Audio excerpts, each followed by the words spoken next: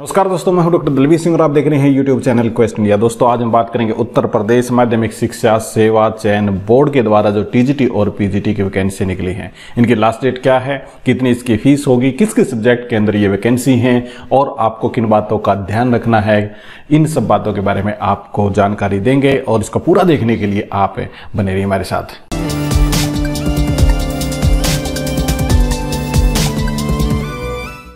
दोस्तों एक बार फिर से आपका स्वागत है। ये नोटिस आया है 29/10/2020 को, यानी कि 29 अक्टूबर 2020 को। आज मैं 2 नवंबर को इसको रिकॉर्ड कर रहा हूं। ये उत्तर प्रदेश माध्यमिक शिक्षा सेवा चयन बोर्ड प्रयागराज द्वारा प्रदेश की सहायता प्राप्त अशासकीय माध्यमिक विद्यालयों में प्रशिक्षित स्नातक यानी कि लेक्चरर के लिए, प्रवक्ता के लिए, टीजीटी वगैरह के लिए ये वैकेंसी की एडवर्टीजमेंट यहाँ पे दी गई है। यहाँ पे इस प्रकार से नोटिस दिया गया है। इसके बारे में जो इम्पोर्टेंट बात है वो यहाँ पे दे रखी है, वो है कि इसकी लास्ट डेट 30/11/2020 है, यानी कि 30 नवंबर 2020 इसकी लास्ट डेट है। चलिए इसको आपको दूसरा नोटिफिकेशन दिखाते हैं और वो है यूपी टीजीटी से रिलेटेड। दोस्तों ये आपके सामने सबसे पहले मैंने वैकेंसी निकाली है, ये टीजीटी की हैं। आप याद रखिए टीजीटी के बाद में पीजीटी की भी दिखाऊंगा, परंतु सबसे पहले आपको टीजीटी यानी कि ट्रेंड ग्रेजुएट टीचर के बारे में यहाँ पे देख लेना चाहिए।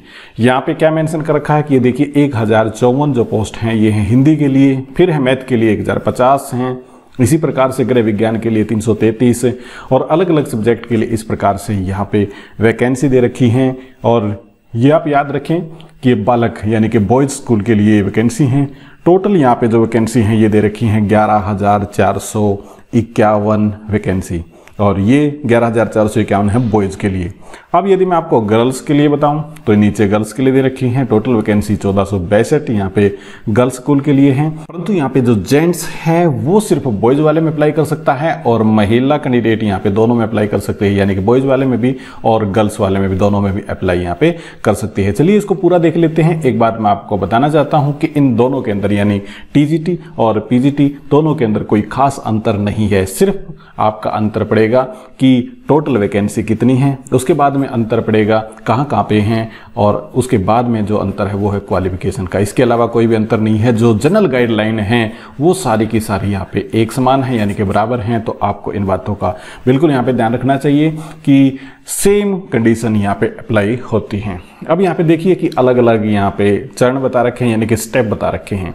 जो एडवर्टीजमेंट आई थी वो आई थी 29/10/2020 को और इसकी लास्ट डेट है 30/11/2020। परंतु आपने सबसे पहले रजिस्ट्रेशन कराना होगा और वो रजिस्ट्रेशन आपका हो जाना चाहिए 27/11 यानी कि 27 नवंबर 2020 तक, अन्यथा आप अप्लाई यहाँ पे नहीं कर पाएंगे।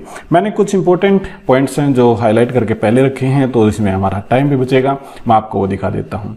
यहाँ पे एक इंपॉर्टेंट डायरेक्शन दे रखी है, यानी कि महत्वपूर्ण निर्देश हैं, उनके बारे में कुछ बता रखा है। वो क्या बता रखा है, परंतु उससे पहले आप इसकी वेबसाइट को जान लीजिए। यदि आप डायरेक्ट वेबसाइट पे जाना चाहते हैं तो ये वेबसाइट यहाँ पे दे रखी है www.upssc.org। इस पे आप जा सकते हैं और जो भी आपकी क्वेरी है वहाँ पे देख सकते हैं। उसके बाद में इंपॉर्टेंट यदि डायरेक्शन की बात करें, निर्देश की बात करें, तो यहाँ पे लिखा है कि आपकी जो विज्ञप्ति पद है यानी कि जो एडवर्टीजमेंट हुई है वो आपकी घटाई भी जा सकती है और बढ़ाई भी जा सकती है।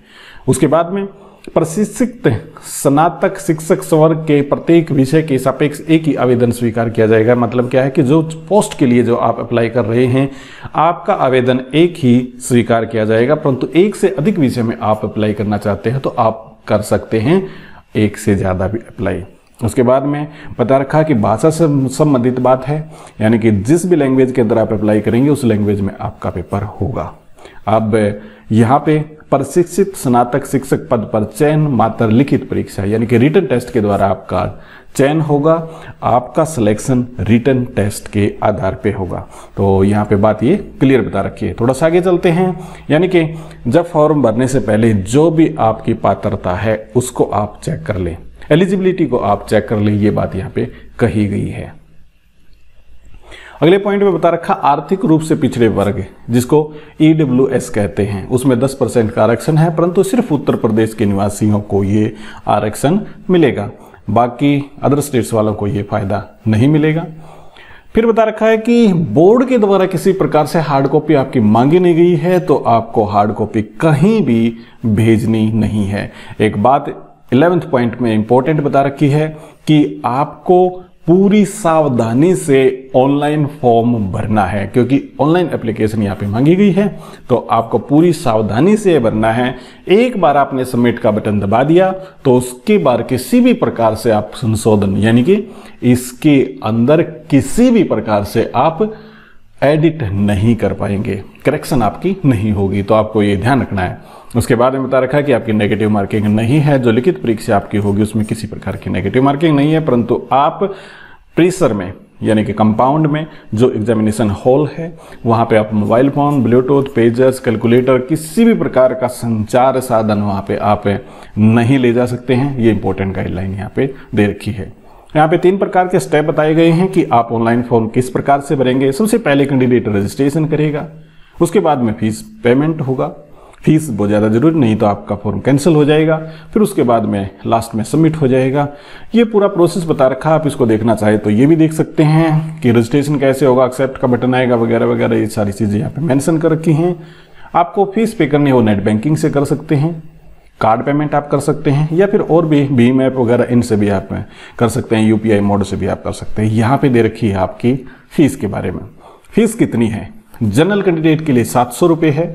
ऑनलाइन प्रक्रिया का जो अलग से शुल्क लिया जाएगा यानी कि अलग से फीस होगी वो 50 रुपये, टोटल हो जाएंगे आपके 750।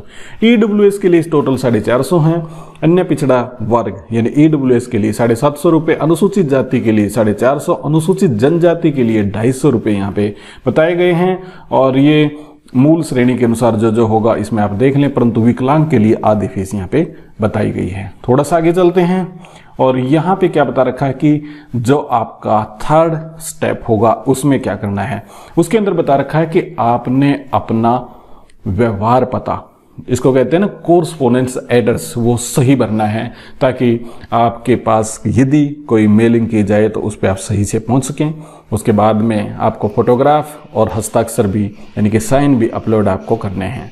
रंगीन फोटोग्राफ आपका होना चाहिए। इसकी चौड़ाई लिख रखी है 3.5 सेंटीमीटर से 4.5 सेंटीमीटर, साइन की 3.5 सेंटीमीटर से 1.5 सेंटीमीटर, जेपीजी फॉर्मेट में होने चाहिए, स्कैन करके आपको अपलोड करने। इनका साइज भी बता रखा है और वो क्या है 5 KB से लेके 30 KB के बीच में होना चाहिए। फोटो का आकार 35 मिलीमीटर यानी 1.4 इंच से 1.75 इंच, फोटो के लगभग 70% भाग में आपका चेहरा यहाँ पे दिखाई देना चाहिए और आपका चेहरा बिल्कुल स्पष्ट होना चाहिए यानी कि दूर से नहीं हो, उसके ऊपर किसी भी प्रकार का फ्लैश वगैरह ना हो।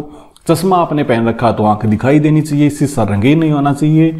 चेहरे के दोनों तरफ आपके कान दिखाई देने चाहिए, आंखें आपकी खुली हो, मुंह आपका बंद हो, नजर कैमरे के अंदर सीधी हो, ये बात बता रखी है।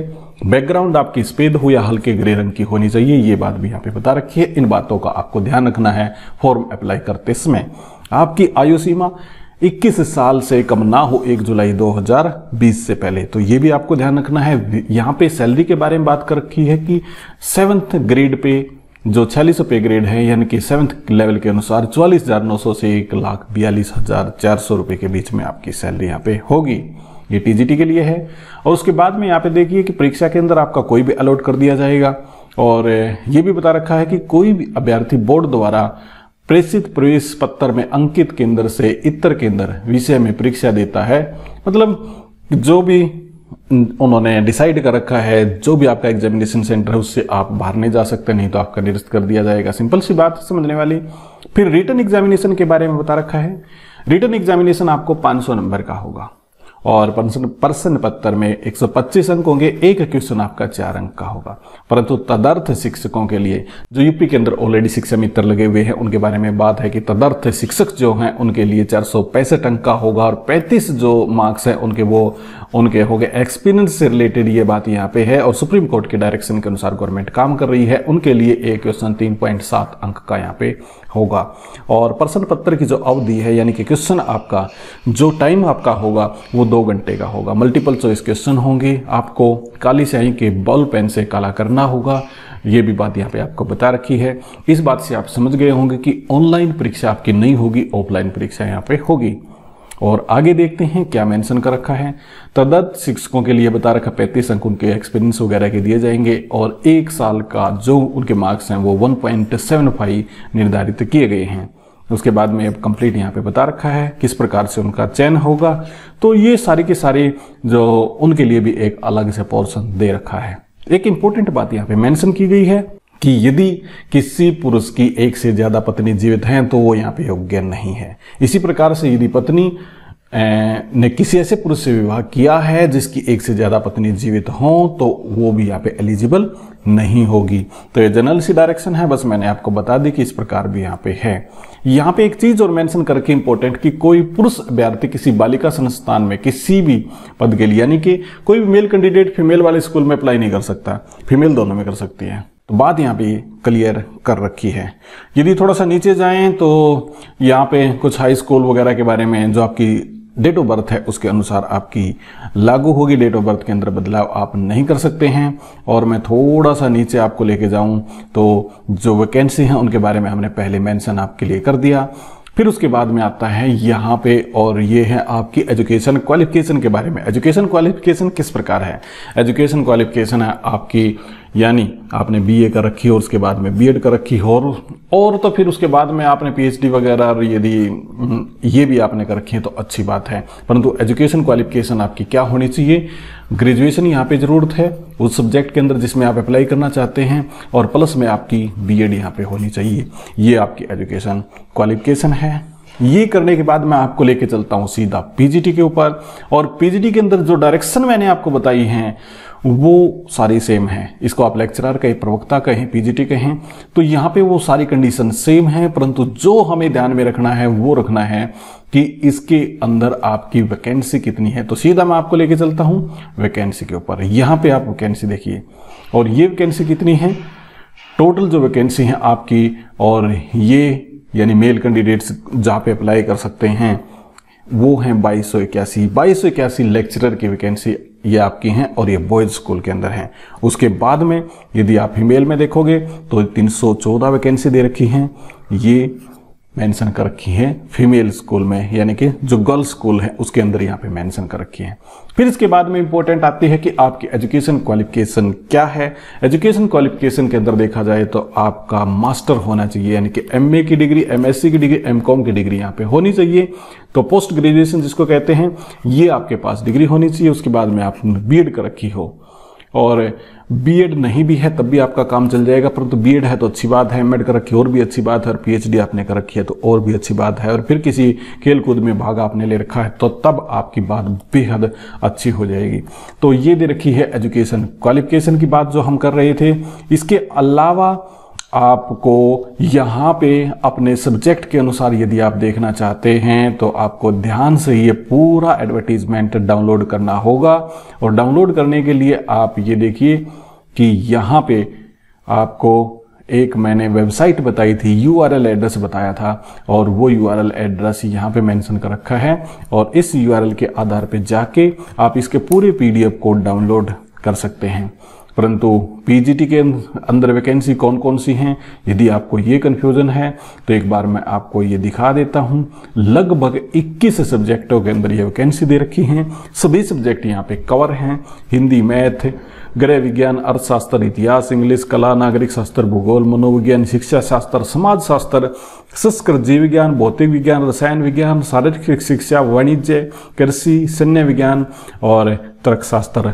ये सारे सब्जेक्ट यहाँ पे कंप्लीट हो जाते हैं। तो बहुत सारे सब्जेक्ट इसके अंदर शामिल हो जाते हैं। दोस्तों ये था एडवर्टीजमेंट यूपी माध्यमिक शिक्षा सेवा चयन बोर्ड की तरफ से, और ये बहुत सारी वैकेंसी आपके लिए उपलब्ध है। उम्मीद करता हूँ ये कंटेंट आपको पसंद आया होगा। हमारे वीडियो को शेयर कीजिएगा, लाइक कीजिएगा, इसी के साथ में हमारे चैनल को सब्सक्राइब भी जरूर कीजिएगा। बहुत बहुत आपका धन्यवाद।